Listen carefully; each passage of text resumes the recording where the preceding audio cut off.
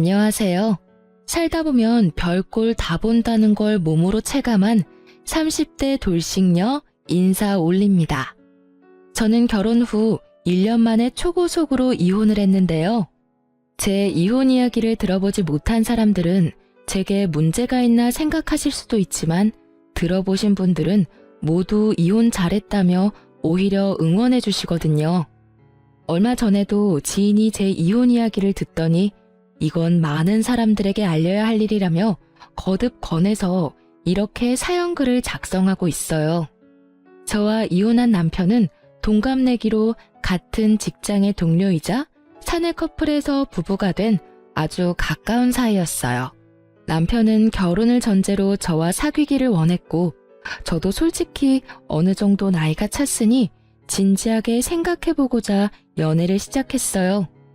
연애 때 남편은 노력을 하는 사람이었어요. 저를 위해 모든 걸 맞춰주고 제 취향에 맞춰주는, 고기를 싫어하는 저를 위해 매번 채식이나 해산물 가게를 찾아주는 아주 좋은 남자친구였죠. 그 세심한 모습에 반해 정말로 결혼을 진지하게 생각했어요.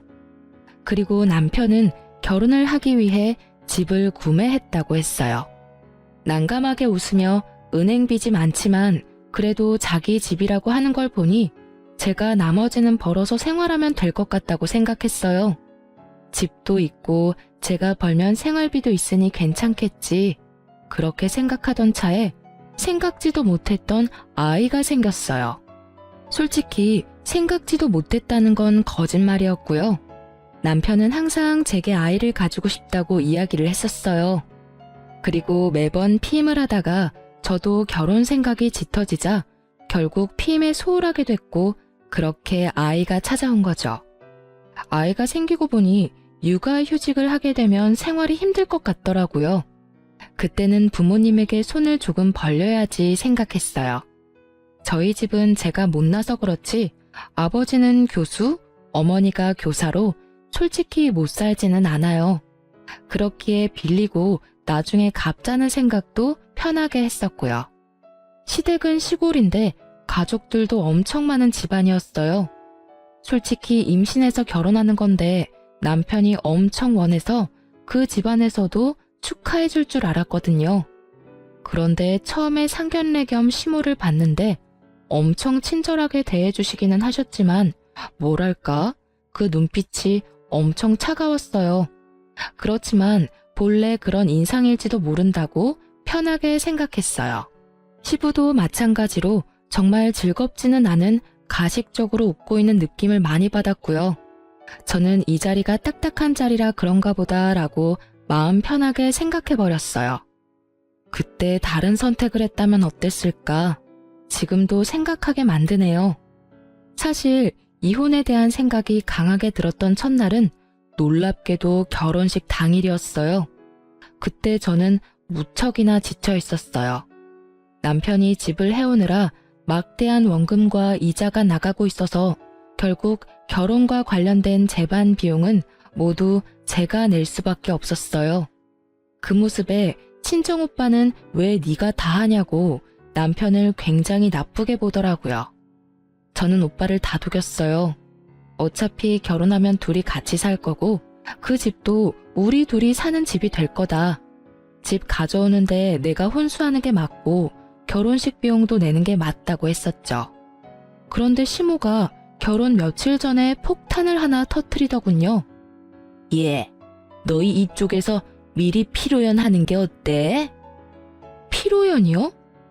식장을 최대한 시댁과 가까운 지역으로 잡으려고 애썼는데 결국은 그렇게 말이 나온 거였죠. 저는 남편을 쿡쿡 찔렀어요. 남편은 시모에게 어물쩍 말했어요. 결혼식만으로도 힘든데 무슨 피로연이에요? 그냥 결혼식만 하셔도.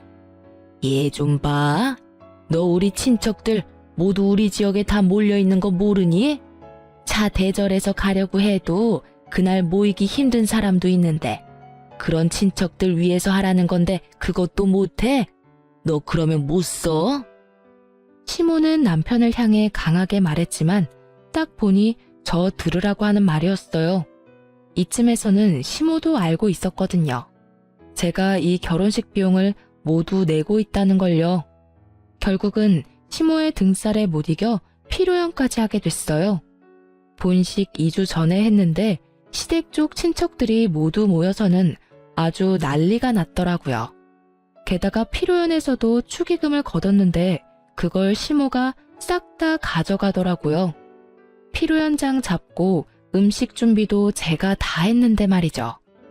남편이 가져갔다면 식장 대여비와 음식 비용만으로도 제가 빼올 수 있었을 텐데 그렇지만 크게 걱정은 안 했어요. 결혼식 때 남편에게 식대로 정산을 받기로 했었거든요.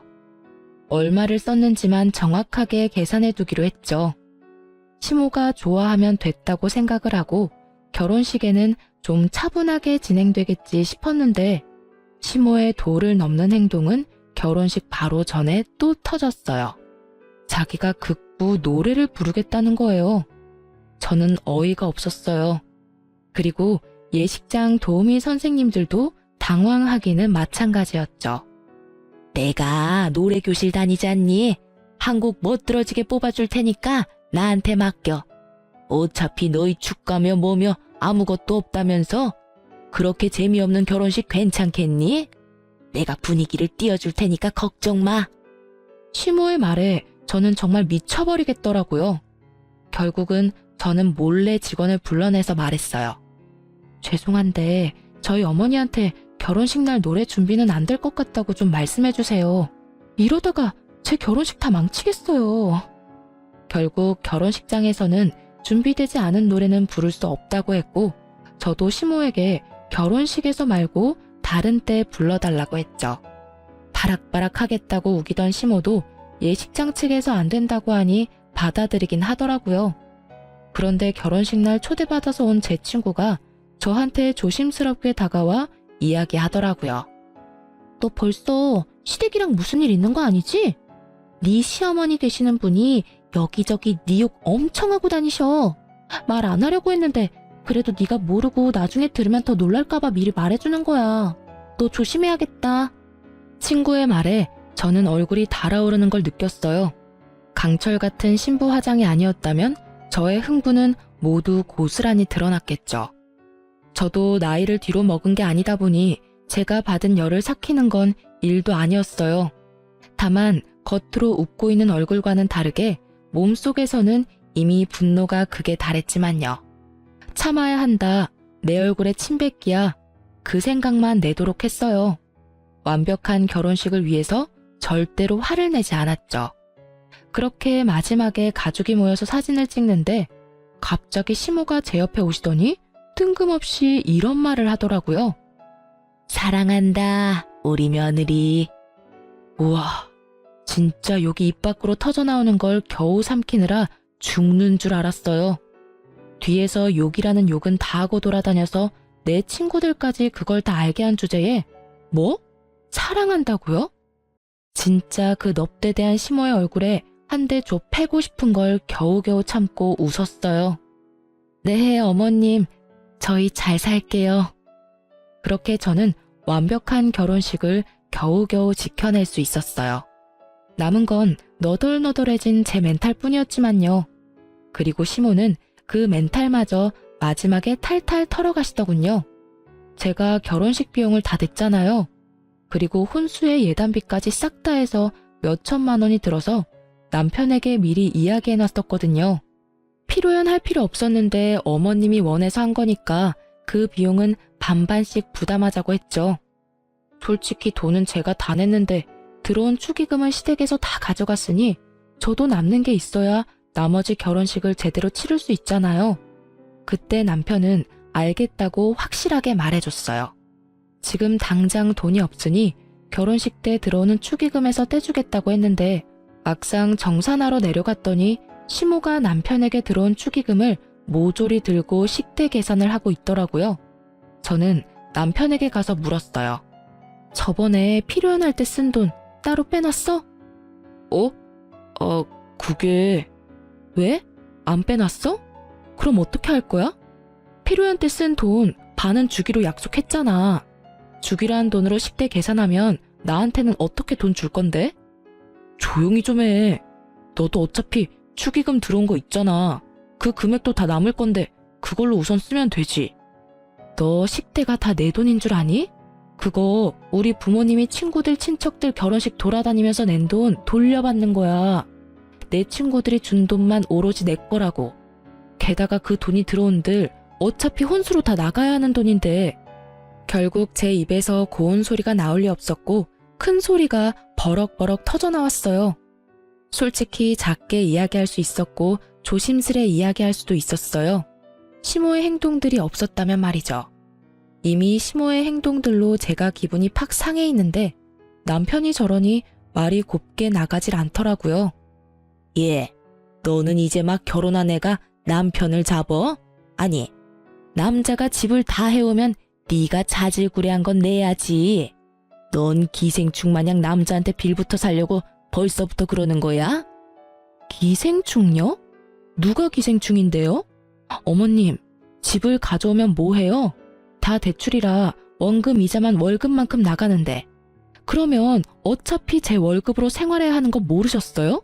그 대출금이랑 제가 내는 생활비랑 어차피 비슷해요.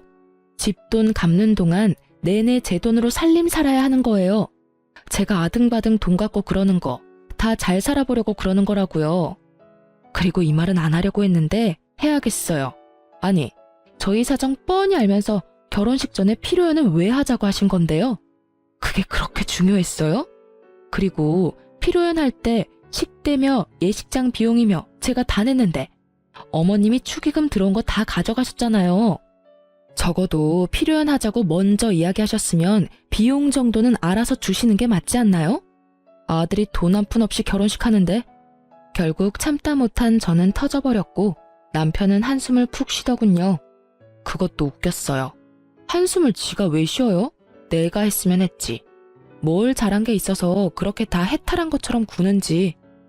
남편 놈이 먼저 돈을 제대로 빼놨으면 이럴 일 없었을 거잖아요. 결국은 남편은 축의금에서 필요한 값을 떼서 저한테 주더라고요.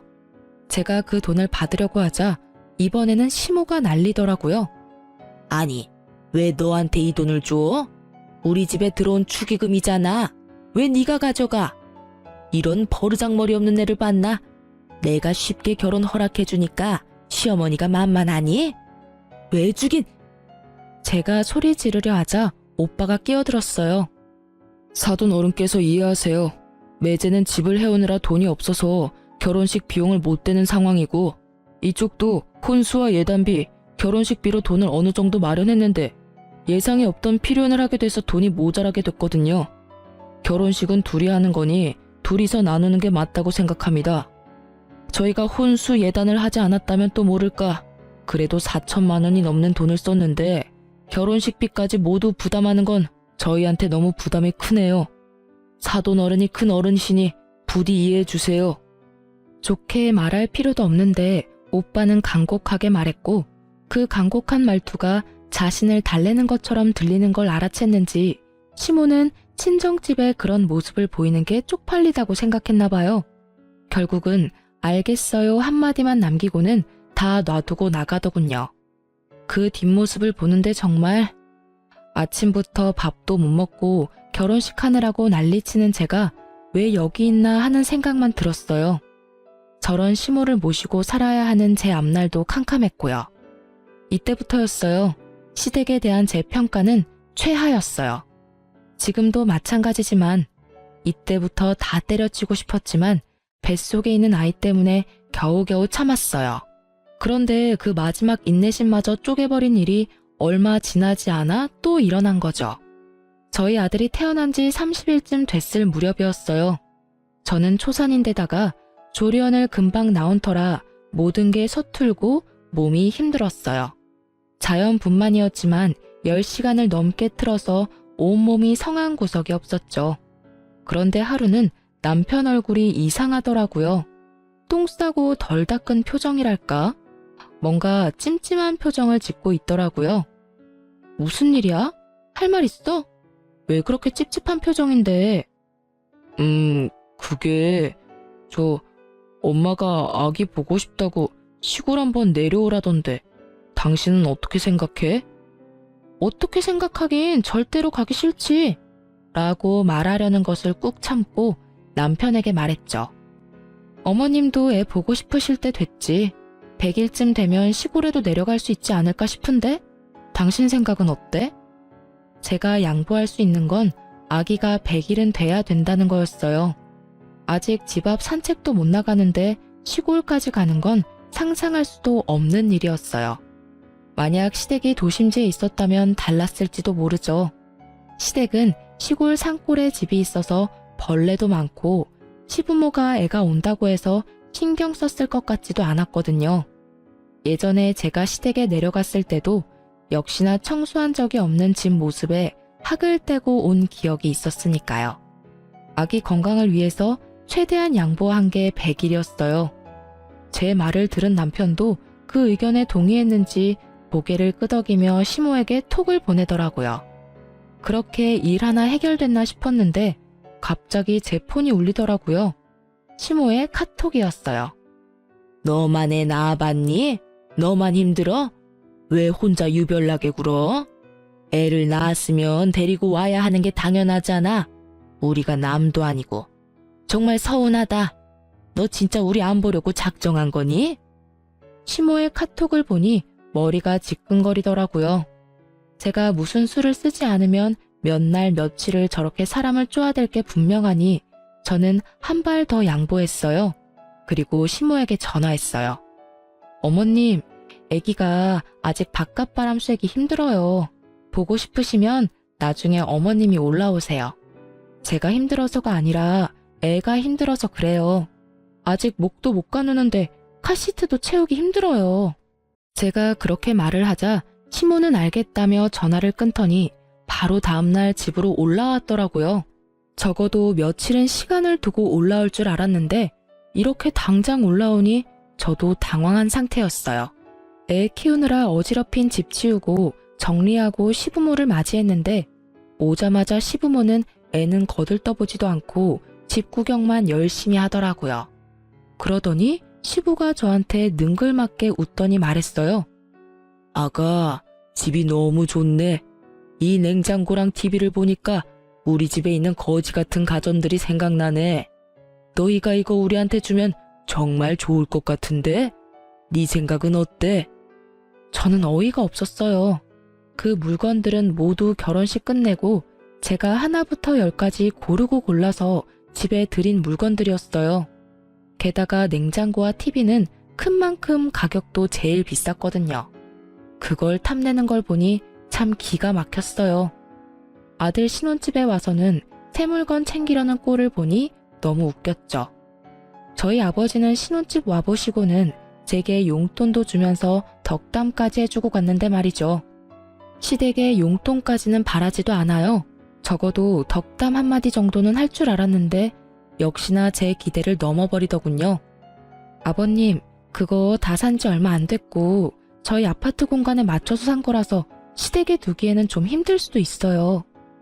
딱 봐도 우리 집에 들어가도 될 만한 크기인데 이거 우리한테 주고 너희들은 또 따로 사면 되잖아. 돈도 있겠다. 뭐가 문제야? 우리처럼 힘들게 사는 것도 아닌데. 거기다 친정에서 돈 좀 받을 거 아니야. 친정집이 그래도 교육자 집안인데. 저희 결혼식도 얼마 전에 마쳤고 아기 때문에 앞으로 돈이 너무 많이 들어서 다시 사는 건 좀 힘들어요. 저희도 안 쓰는 물건이면 드리고 싶은데 냉장고나 TV나 집에 없으면 안 되는 물건들이잖아요. 그래서 주기 싫어? 아니, 우리가 뭐 때문에 너랑 결혼을 허락해줬는데 이 정도도 안 해주면 우리 집이 도리어 손해보는 거지. 애 보러 와놓고는 애는 볼 생각도 없이 자기 집 세간살이 알아보려 혈안이 된 시부를 보니 불쑥불쑥 화가 치밀더라고요. 그런데 그 와중에 시모 말에 뒷골을 잡고야 말았어요. 집도 좋은데 여기서 며칠 있다 가면 좋겠네. 놀러 다닐 때도 많을 거 아니야. 온 김에 여기저기 다 돌아다니고 가야지. 저는 애 때문에 힘들어서 거동도 제대로 못하는 데다가 제대로 씻지도 못하는데 시부는 결국 일주일을 집에 머물렀어요. 그러면서 있는 내내 제가 해주는 밥 3끼 꼬박꼬박 얻어먹고 아침 저녁으로 빨래 내놓더라고요. 그걸 하면서도 최대한 참아보려 했는데 저녁에 이제 좀 쉴까 싶어서 누우면 맨날 누워있으니 몸이 아픈 거라며 움직이라고 하면서 사람을 괴롭혔어요. 결국 며칠 지나지 않아 저는 열이 받을 대로 받아버려 저녁에 퇴근하는 남편을 안방으로 데리고 와서 따졌어요. 어머님한테 언제 가시는지 물어봐. 그리고 최대한 빨리 내려가시라고 해. 내가 어떻게 그런 말을 해. 자식 신혼집 보러 오신 분들한테. 신혼집 3일 내내 봤으면 이제 다 본 거 아니야? 볼거리가 아직도 남았어? 그리고 당신 어머님 계시니까 계속 늦게 오잖아. 당신도 어머님 아버님이랑 같이 있는 거 힘들어하면서 왜 나한테 다 떠넘기는 건데? 나는 애까지 봐야 하는데 힘들어 죽겠다고. 이러다 진짜 내가 죽게 생겼다니까? 그렇다고 내가 어떻게 가시라고 말을 해. 나도 아들인데. 그리고 당신도 너무해. 어떻게 우리 부모님을 그런 식으로 말할 수가 있어. 그냥 부모님 좋은 마음으로 여기 있는다고 생각하면 안 돼? 그럼 나도 우리 엄마 데리고 와서 몇 날 며칠 있어 볼까? 결국 제 협박 아닌 협박에 진 남편은 꼬리를 내렸죠. 그러나 결국 시모에게 말도 못 꺼내고 일주일이 지났어요. 일주일이 지나니 시부모도 집으로 돌아가더라고요. 물론 TV와 냉장고는 제가 지켜냈죠.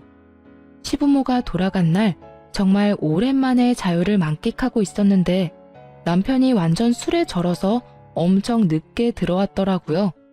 솔직히 여태껏 우유부단하게 행동한 게 꼴보기 싫어서 남편을 옮겨주지 않으려고 했는데 그래도 감기 걸리면 애만 힘들겠다 싶어 남편을 안으로 들이려고 했어요. 그때 남편 옷에서 폰이 툭 떨어지더라고요. 폰은 얼마 전까지 대화를 했는지 카톡 화면이 떠 있었어요. 그런데 그 카톡을 보고 저는 눈이 뒤집어져 버릴 만큼 열이 받았어요. 카톡은 남편과 시모의 대화 내용이었는데 그걸 본 저는 속이 뒤틀리는 감각을 느껴야 했어요.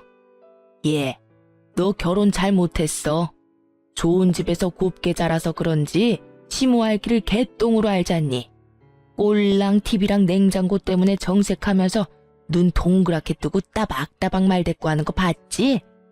정말 결혼을 시켜줬더니 아주 시댁을 잡아먹으려고 들어. 네 아버지가 이번 기회에 가전 새로 바꾸나 싶었는데 좋다 말았지 뭐니? 시모의 열받은 음성이 여기까지 들리는 것처럼 생생해서 더 빡치더라고요. 그런데 남편의 반응이 저는 더 열받았어요. 저는 제 편을 들어주거나 그런 거 아니라고 중재를 해줄 거라고 생각하고 있었거든요. 그런데 그게 아니더라고요. 와이프가 그런 면이 있지. 그래도 엄마가 좀 참아. 지랄 같은 성격 나도 참고 잘 살고 있잖아. 그래도 처갓집에 돈이 좀 있으니까 우리한테 무슨 일 생기면 돈 빌리기도 쉬워. 말만 하면 척척 돈 내주니까. 남편놈은 우리 집을 아주 편리한 보험 정도로 보고 있더라고요. 그리고 냉장고랑 TV는 상황 봐서 내가 사줄게. 나 몰래 꽁쳐놓은 돈 좀 있어. 이 남자가 나를 사랑해서 결혼한 줄 알았더니 우리 집 돈 보고 결혼한 거였더라고요. 이럴 거면 우리 아버지랑 결혼하지 그랬냐는 생각이 들 정도였거든요. 제가 무슨 일이 있으면 친정에 전화하니 아주 우리 집을 자기 돈줄로 아는 모양이었어요.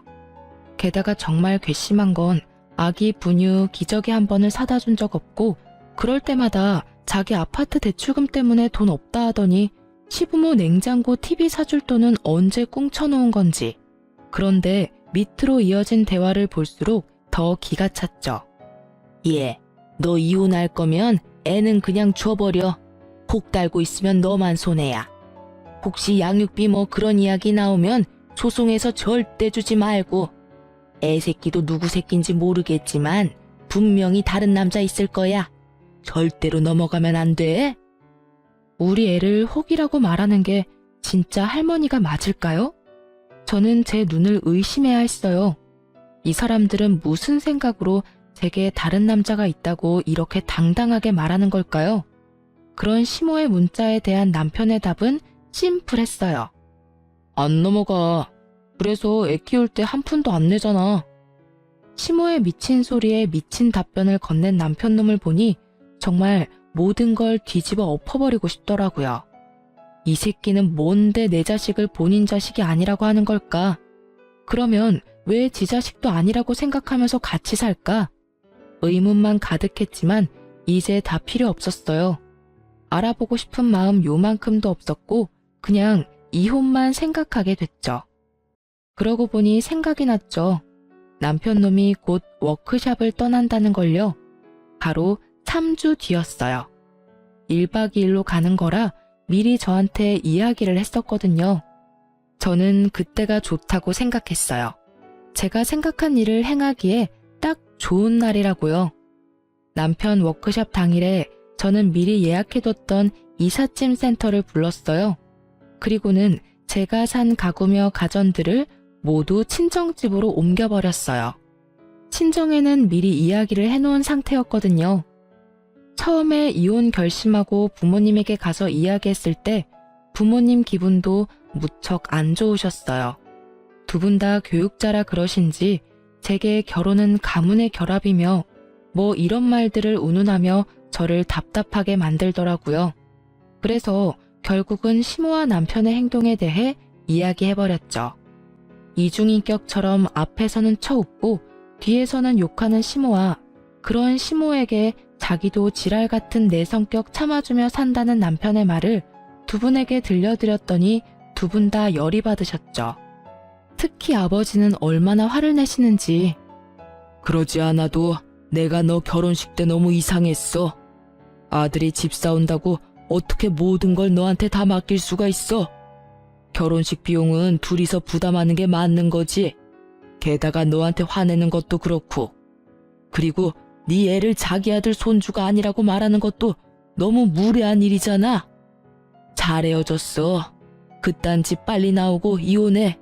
저는 아버지의 허락을 받고 집안의 물건들 중 남편 것만 쏙 남기고 나머지는 다 집으로 가져갔어요. 그리고 신발장 안에 이혼 서류까지 놔두고 나와버렸죠. 집에 있는 작은 숟가락, 젓가락까지 모두 제가 마련한 것이었으니 집은 아예 텅 비어버렸더라고요. 남아있는 건 남편놈의 옷가지와 그 사람이 쓰던 물건들 뿐이었죠. 저는 남편을 용서할 생각이 하나도 없었어요. 그런데 남편 새끼도 저한테 용서를 구할 생각이 하나도 없었나 보더라고요. 저한테 만나자고 해서 나갔더니 도리어 저한테 화를 내더라고요. 너 미쳤어? 집에 있는 짐 다 어디 갔어? 집에 있던 가구며 가전 다 어디로 빼돌렸냐고. 내가 내 돈 주고 산 거 내가 가져왔을 뿐인데 뭐가 그렇게 화가 났어? 그게 네 거야? 네 돈 주고 샀니? 누가 보면 네가 산 것처럼 보이겠다. 그치? 정말 뻔뻔하네. 너도 그렇고 어머님도 그렇고. 뒤에서 남의 욕할 때는 언제고 이제 와서 짐을 왜 뺐냐고? 지랄 같은 성격 맞춰주고 살 필요가 뭐가 있어. 그냥 너 살고 싶은 대로 살아. 네가 대출로 산 아파트에서 아무것도 없이. 나는 그런 소리 듣고도 태어날 두꺼운 낯짝 같은 거 없으니까. 무슨 소리 하는 건데? 내가 언제 욕을 했다고 그래? 카톡에서 어머님이랑 대화한 거 다 봤거든? 사진도 찍어놨어. 술 마시고 톡 보낼 거면 관리를 잘했어야지. 하긴 네가 네 폰 간수를 못한 탓에 나도 그 진실을 알았지만 나는 시댁이든 너든 떠받들고 살 마음이 아예 싹 사라져버렸거든? 그러니까 이 김에 이혼하자는 거야. 왜 짐 뺐냐고 물으러 온 거 보니 신발장은 안 봤나 보네? 거기 이혼 서류 있으니까 작성해서 내줘. 내가 써야 하는 건 다 썼으니까. 그제서야 남편 얼굴이 아차 싶더라고요. 그런 말을 한 게 사실이었으니 자기도 발뺌은 더 못할 거고 이제 무슨 헛소리를 짓거리려나 싶었는데 역시나 정신 나간 소리를 멀쩡한 얼굴로 짓거리더라고요. 우리가 받들고 살라고 한 적 없잖아. 솔직히 그런 말 한 거는 사실이지만 그렇다고 해서 짐을 이렇게 다 빼버리는 건 너무하지. 적어도 이혼을 하려면 이야기를 하고 의논을 해야 하는 게 정상 아니야? 그리고 시부모한테 그 정도도 못해줘? 어머니랑 아버지가 뭘 그렇게 바랬는데? 그래, 욕 좀 했어. 그치만 그건 너한테도 문제가 있는 거니까 어쩔 수 없잖아.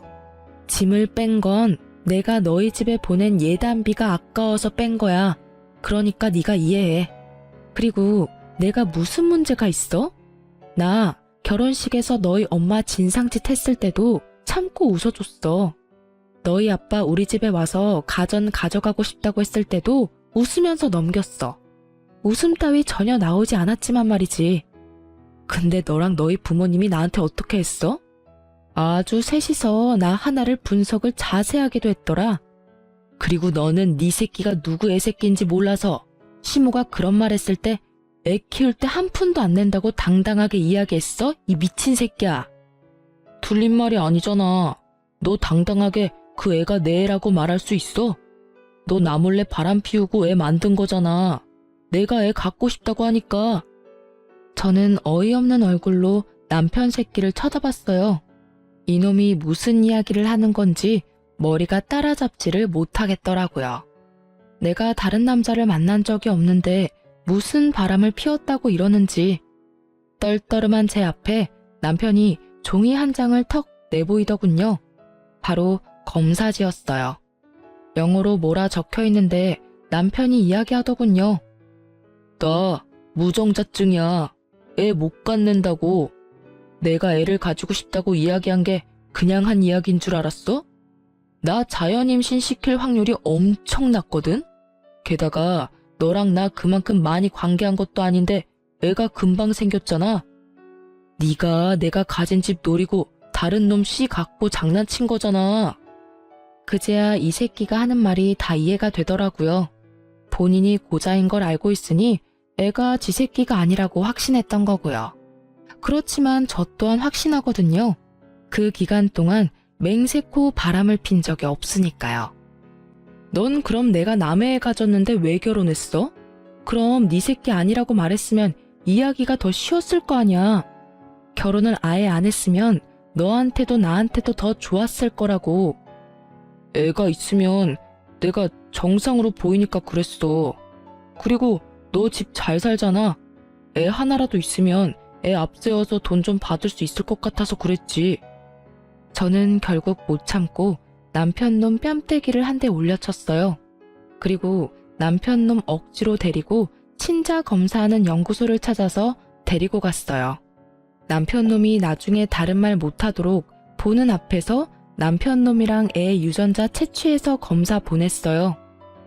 네가 그렇게 의심하면 진짜 사실을 보여줄게. 저거 나오면 우편으로 양쪽 집에 다 보내달라고 할 거야. 그 결과 나오면 이야기해.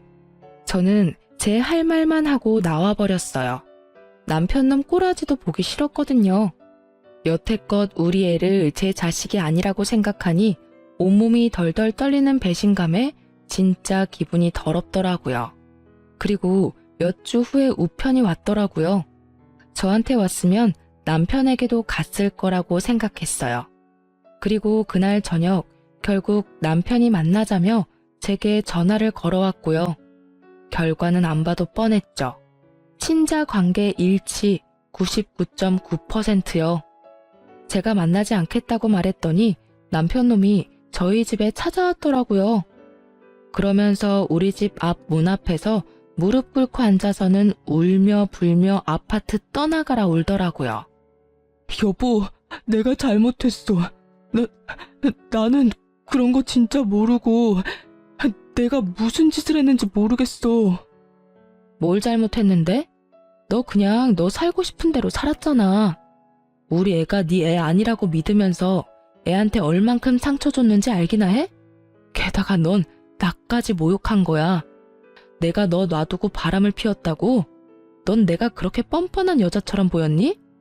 여태껏 남의 자식이라고 생각하고 살았으니까 그냥 남의 애라고 계속 생각해. 이제 와서 미안하니 잘못했니? 그런 소리 하지 말고. 어떻게 그래? 내가 우리 아들 아빠인데 평생 나한테 없을 줄 알았던 내 자식인데 내 아이잖아. 아니? 네 애 아니야. 내 애지. 너 우리 애한테 분유 한 통 기저귀 하나 사준 적 있어? 아니면 장난감을 사준 적이 있어? 그렇다고 살갑게 애랑 놀아주고 안아준 적이 있어. 그런 걸 안 하는 사람은 남이라는 거야, 남. 너 우리 애한테는 남이라고. 웃긴 일이죠. 지 자식인지 몰랐을 때는 그렇게 배짱 있게 굴더니 지 새끼인 거 알고 나니 완전 안면 몰수하고 지 자식이라니. 내가 너한테 준 사랑보다 남의 자식인 줄 알았던 애가 네 자식이라는 사실이 그렇게 애절해? 애도 애지만 넌 나한테 너무 큰 상처를 줬어. 넌 나를 바람이나 피고 꼴랑 집 한 채에 어디 가서 남의 씨 가져다 품어 애 낳은 년으로 만들었어. 내가 너한테 사랑한다고 말할 때 네가 무슨 생각을 했을지 생각하면 자다가도 정신이 번쩍 들 만큼 화가 난다고. 제 말에 남편 놈은 그제야 입을 다물더라고요. 난 너 용서할 생각 없고 너랑 할 이야기도 없어. 이혼할 거고 합의 안 되면 소송이야. 나는 네가 어떤 의도로 나하고 결혼을 했는지 이 애가 네 애가 아니라고 생각하는 것도 다 녹음했고 사진 찍어놨어. 소송하면 무조건 애는 내가 데려오겠지. 그 증거들만 있으면 나 무적이잖아. 그러니까 시어머니한테 전해 애 양육비는 얼마가 나오던 10원짜리 한 푼까지 싹 다 받을 거라고.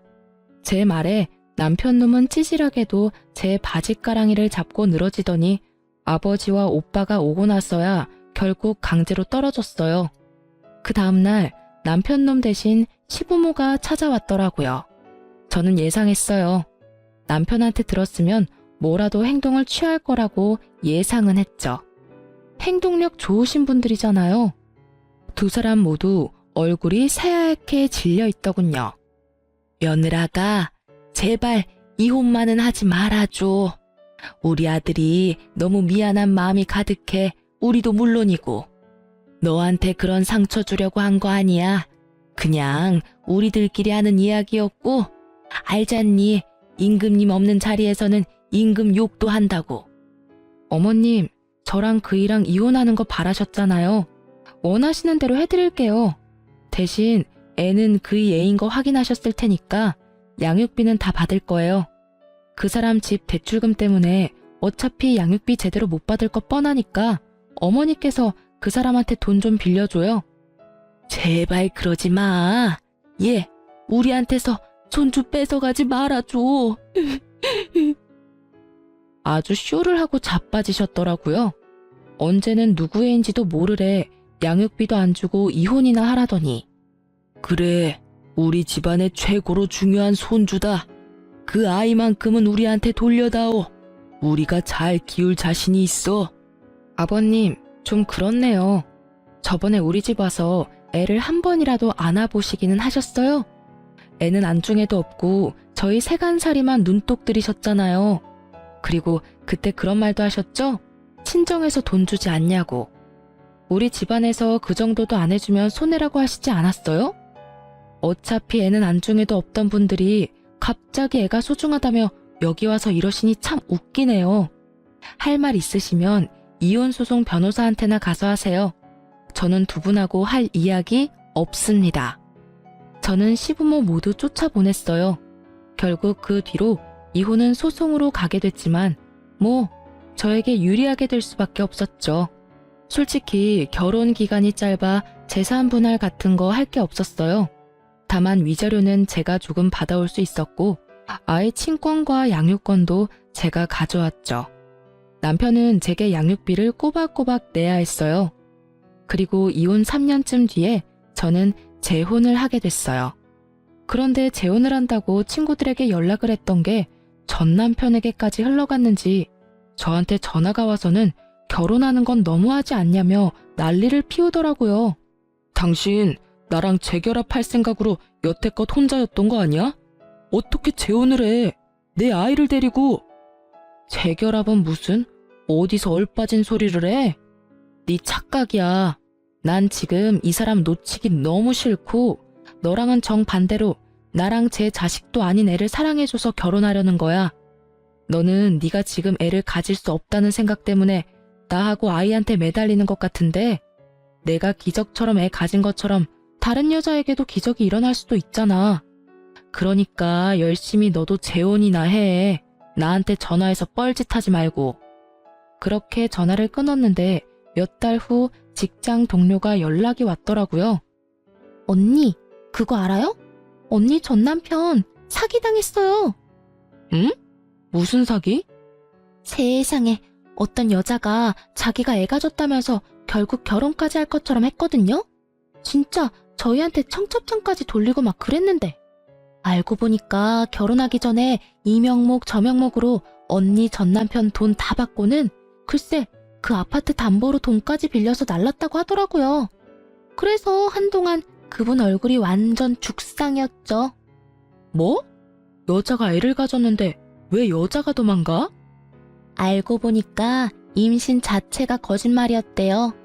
그 여자가 갔던 산부인과에 찾아갔다는데 그런 여자도 없고 애도 없고 아예 진료 기록 자체가 없었대요. 결국은 재혼도 물 건너 가고 아파트 살 때 빌린 은행 빚에 담보대출까지 갚아야 해서 헉헉대시더라고요. 뭐 얼마 전에 보니까 새벽에 배송 알바 하시는 것 같던데? 여자가 완전히 계획하고 접근했나 보네. 그러게 사람을 잘 만났어야지. 애 가졌다는 이야기에 아주 혹해가지고는. 저번에 나 애 가졌다고 했을 때처럼 남의 남자애는 아닌지 의심이라도 하든지 안 하고. 근데 그 집의 비극이 거기서 끝이 아닌 거죠. 뭐가 더 남았어? 그 여자가 뱃속에 애를 들먹이면서 그 댁 부모님한테도 돈을 엄청 빌려갔대요. 그것 때문에 큰돈 잃어서 두 분 다 그 여자 잡으러 동분서주 돌아다니시다가 결국에는 없던 병까지 얻어서 병원 신세 지고 있다고 하던데요. 정말 상상을 뛰어넘네. 그러게요. 지금 생각해도 잘 빠져나오셨어요, 언니. 그런 집안에 있었으면 얼마나 고생했을지 안 봐도 훤하네요. 직장 동료의 전화를 끊고 참 많은 생각이 들었어요. 저에게는 그렇게 날카로웠던 의심의 칼날이 그 사기꾼 여자한테는 들지 않았다는 게 참 웃겼어요.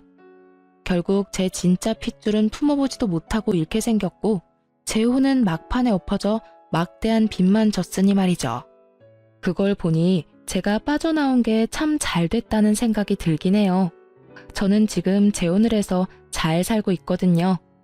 지금 시댁은 저한테 너무 잘해주셔요. 솔직히 이혼 후에 저는 시댁이라면 몸서리를 치는 바람에 엄청 예민하게 반응할 정도였거든요. 그런 제 모습도 그러려니 하고 넘기고 절대로 남 싫은 소리를 안 하시는 게 저희 시댁이에요. 처음에는 이 집안도 옛날 시댁처럼 똑같이 굴면 어쩌나 싶었는데 그런 분이 전혀 아니셨더라고요. 오히려 시댁과는 먼 게 좋다면서 멀리하니 서운한 기분에 제가 더 가까이 다가가게 됐거든요. 그리고 항상 칭찬을 해주니 마음이 더 가거든요. 제 아들도 본인 손주처럼 따뜻하게 대해주시고 말이죠. 그분들을 보면서 저도 그런 어른으로 늙어가고 싶다는 생각을 할 정도였으니까요. 제가 얼마나 존경하고 있는지 아시겠죠? 전 남편과 전 시댁의 어른들에게 단 한 번을 안겨보지 못한 제 아들에게 이렇게 좋은 가족을 만들어줄 수 있다는 게 너무나 다행스러운 일이라고 생각해요. 아이는 커가면서 제 양부를 닮아가고 있어요. 전 남편은 제가 마지막에 한 말 때문이라도 아이를 만나러 오는 일은 없었어요. 제가 그랬거든요. 네가 조금의 양심이라도 있으면 애한테 아빠 행세할 생각하지 마. 그 말을 듣고 본인도 느낀 게 많았는지 더 이상은 아이를 귀찮게 하지 않았어요. 친부니까 만나게 해줘야 한다는 생각을 하는 사람도 있겠지만 저는 전 남편을 죽을 때까지 용서할 생각이 없거든요. 저는 제 아이에게 온전한 사랑을 주는 사람을 아빠로 만들어주고 싶으니까요. 이렇게 글을 쓰고 보니 정말 폭풍과도 같은 이혼이었네요. 제 이야기 들으시면서 어떠셨나요? 가끔은 저도 결혼 1년 만에 이혼한 제가 다른 사람 눈에 어떻게 비칠지 의식해요. 그래서 이렇게 글을 쓰는 거고요. 저처럼 이런 사연을 가진 사람도 있다는 걸 알아주셨으면 해요. 이혼은 많이 참았다고 또 참지 못했다고 해도 되고 하면 안 되는 그런 게 아니잖아요. 누구든 그 상황이었다면 당장 탈출하고 싶었을 테니까요. 글을 쓰고 나니 좀 후련해졌어요. 앞으로는 밝은 미래만 바라며 살 거예요. 사연 들어줘서 고맙습니다.